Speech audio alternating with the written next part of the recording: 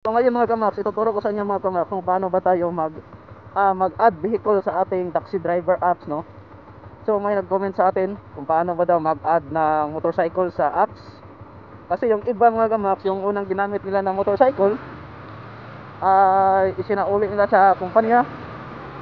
Yung iba naman bininta, tapos bumili sila ng bagong motorcycle. So ngayon ang gusto nilang mangyari mga kamax ay kung paano ba daw i-add yung motorcycle sa ating taxi driver apps para connected na po siya sa Maxim.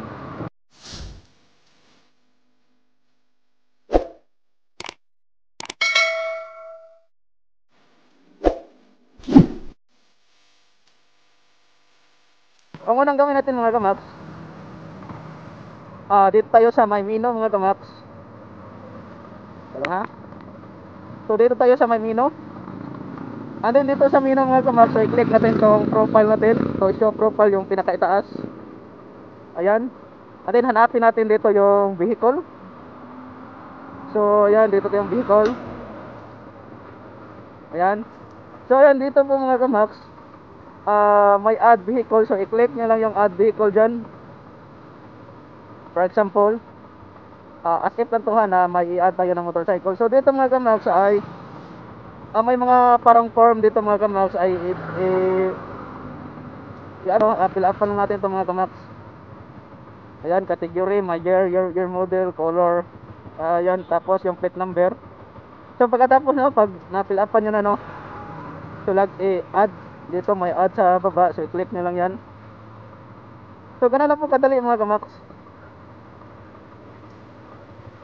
kung paano ba mag-add ng vehicle sa ating taxi driver apps. Alright, so napakasimple lang po yung tutorial natin mga kamax, no? So ganito lang po siya kadali mga kamax sa mga bagong rider dyan. So paano ba nyo i-add yung bagong motorcycle nyo sa inyong taxi driver apps, at paano ba i-disconnected yung unang motorcycle. So yung pag-disconnected ng unang motorcycle mga kamax, bali automatic na po yun mga kamax, na pag may i-add po kayo na bagong motorcycle or bagong plate number sa ating taxi driver app, so automatic ma-disconnect na po yung pinakaunang motorcycle natin na connected sa apps. So automatic na po yan mag-disconnected. So ganun lang mga kamax, no? Ngayon papuntang biyahe ako ngayon mga kamax. So wala pa po tayong booking na po kasi nga uwi lang natin galing sa trabaho. Tapos ngayon papunta na po tayo at maghanap na po tayo ng magandang pisto para makakuha tayo ng booking mga kamax.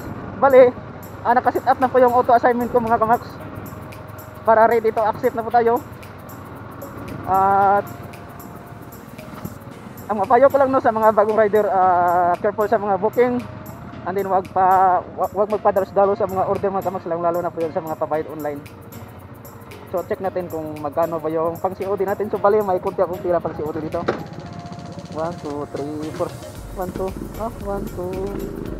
3. So bali may 300 ako na pang COD mga kamax.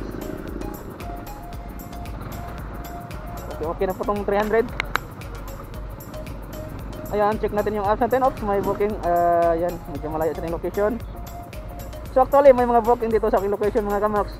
Unang booking may 48. Click natin 48, so 2.4.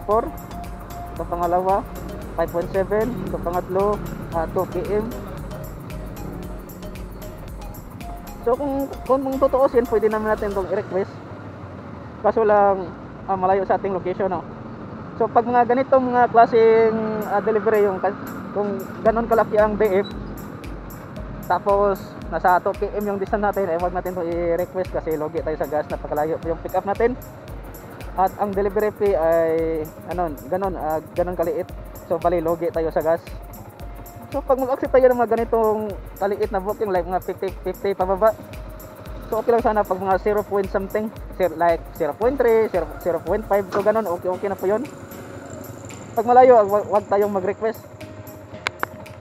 So alright, that's all po mga kamax, no? And then ingat-ingat po kayo sa pagbiyahe mga kamax. Then shout out po sa mga bagong rider. So welcome sa Maxim. Shout out sa sa Bohol area. So may followers tayo, may subscribers tayo sa Bohol, sa Davao, lalo na yung sa Davao, marami tayong subscriber dyan sa Davao. So bale, malapit na po tayo mag 3K mga kamax. Malapit na po tayo mag 3K subscribers. So thank you sa mga supportan niyo mga kamags, no. So sa mga bagong rider dyan, so huwag niyong kalimutan i-click ang subscribers button sa baba mga kamags, at i-click po yung all para updated po kayo sa mga bagong video natin, no. And then kung gusto niyong magtanong sa akin mga kamags, pwede niyo akong i-message sa aking Facebook page. So nasa intro po yung Facebook page natin mga kamags, i-search niyo lang sa Facebook. At pwede po kayong mag-send ng message sa akin pag may mga tanong pa kayo na gusto niyong masagot agad. Kasi sa YouTube, hindi tayo palaging mag-open ng YouTube mga kamags. So may mga comments doon na hindi natin agad ma-replyan. So pwede kayo mag-send sa akin ng message sa Messenger mga kamags.